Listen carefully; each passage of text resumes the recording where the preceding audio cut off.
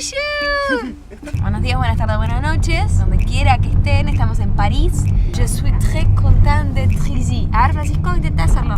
Tini, yo tuve francés en el colegio. Je suis très content D'être ici. d'être ici. No, Trici no, Fran, de Trici. Hoy vamos a presentarles a Ludi y todas las chicas que se encargan del vestuario, Elena también. Ellos son los encargados de que yo pueda salir al escenario vestida, ¿no? Es como una parte bastante importante.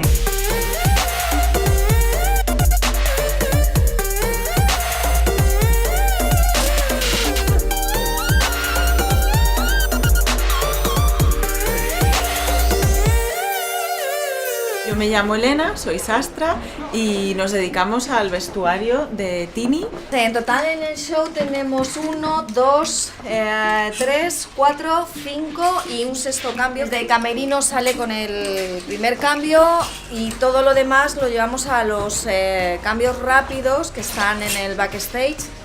Vamos a dejar ya el primer cambio de Tini en el camerino, pero no podéis pasar. Todo esto es el vestuario que antes ya habéis visto arriba en la sastrería, que está colocado por orden. Abajo están colocados también los zapatos. Mientras una va quitando una cosa, la otra va poniendo otra. También intervienen en este cambio el equipo de sonido y el equipo de maquillaje y de peluquería para que salga perfecta y maravillosa y divina, como ya sabéis que hay. Vamos.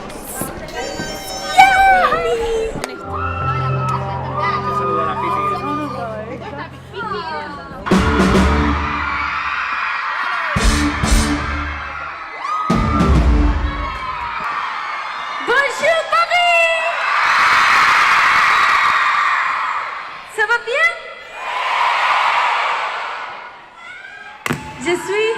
Je suis très contente d'être ici. Merci beaucoup. Je vous aime.